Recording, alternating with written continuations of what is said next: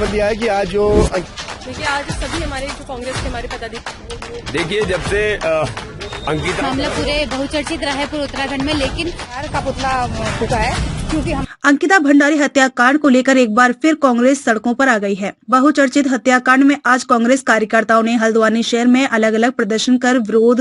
सबसे पहले आज कांग्रेस महिला कार्यकर्ताओं ने नारेबाजी करते हुए प्रदेश सरकार का पुतला फूंक महिलाओं ने साफ तौर पर कहा कि जब तक अंकिता हत्याकांड के आरोपियों को सजा नहीं मिलेगी तो प्रदेश सरकार के खिलाफ ऐसे ही उग्र आंदोलन चलता रहेगा। वहीं हल्द्वानी के एसडीएम कोर्ट में कांग्रेस कार्यकर्ताओं ने अंकिता के पिता की चिट्ठी को लेकर भाजपा के ऊपर कई सवाल खड़े किए।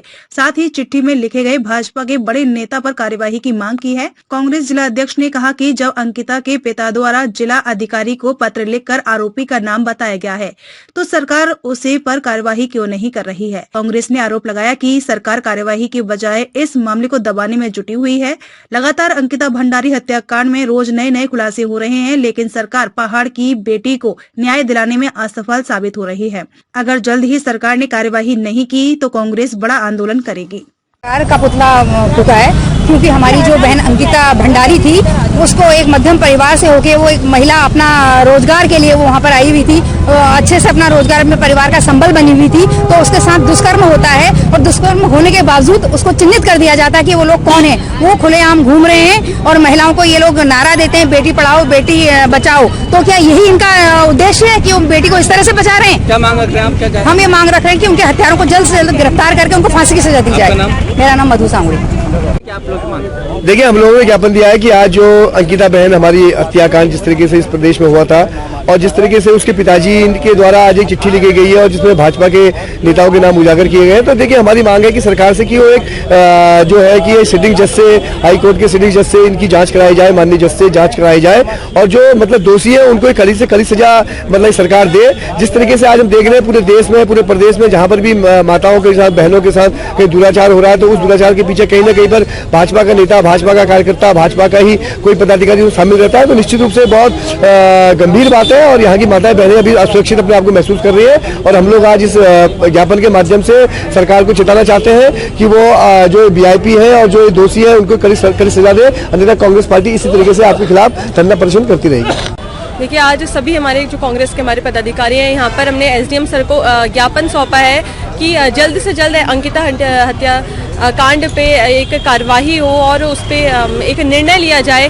क्यों 1 साल से ज़्यादा हो गया और हमारी जो छोटी बहन थी उसको अभी तक न्याय नहीं दिला पाए। ये दुर्भाग्य मैं कहूँगी हमारे प्रदेश का और हमारे देश का कि एक बेटी अपने घर से दूर जाके काम कर रही थी और उसके साथ जो अन्याय हुआ उसमें साफ तौर पर भाजपा के नेताओं का नाम लिप्त है। तो क्यों हमारे प्रदेश की सरकार, प्रदेश के मुख्यमंत्री, प्रशासन, शासन क्यों नहीं उस पर कुछ कार्रवाई करने की कोशिश कर रहे हैं? बस यही हमारी मांग है और जब तक अंकिता को न्याय नहीं मिलेगा हम इसी तरह से ये मांग उठाते रहेंगे।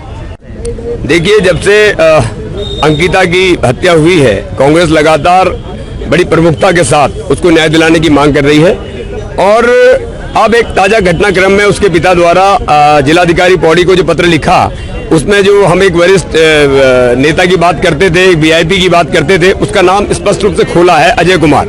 अब नाम खुलने के बाद भी अब एक बार बताइए, जब मुद्दई कोई रिपोर्ट कराता है और वो साक्ष्य अवेलेबल कराता है उसके बाद भी मुकदमा दर्ज ना होना, तो ये बहुत ही गंभीर सरकार की जो एक तरह से बहुत क्या कहते हैं संवेदनहीनता को दर्शाता है। तो उसके विरोध में हम यहाँ पर आए हैं। और दूसरा, जब मुकदमे के दौरान ये बात स्पष्ट हो गई कि रेणु बिष्ट जो कि वहाँ के यमकेश्वर के विधायक हैं और तत्कालीन जो प्रमोद कुमार हैं उन्होंने किस आज्ञा पर वो बुलडोजर चला दिया, वो गलत था और किस तरीके से 2 बार उस होटल में आग लगा के साक्ष्य को मिटाने का काम हुआ, तो उसके बाद भी कोई मुकदमा दर्ज ना होना, तो ये सरकार परोक्ष रूप से बिल्कुल अपराधियों को बचाने का काम कर रही है। और इसलिए आज हम इस ज्ञापन के माध्यम से हमने महामहिम राज्यपाल से कहा है कि वो इसमें हस्तक्षेप करें और सरकार को कहें कि इनके खिलाफ मुकदमा दर्ज करें और जब तक अंकिता को न्याय नहीं मिलेगा कांग्रेस का आंदोलन जारी रहेगा।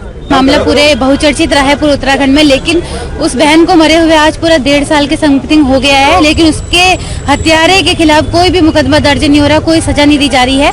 अभी बीते रविवार को उत्तराखंड की बेटी अंकिता भंडारी की मां ने रोते बिलखते पुष्कर सिंह धामी को कोसते हुए अपने बेटी के लिए न्याय की मांग करी है।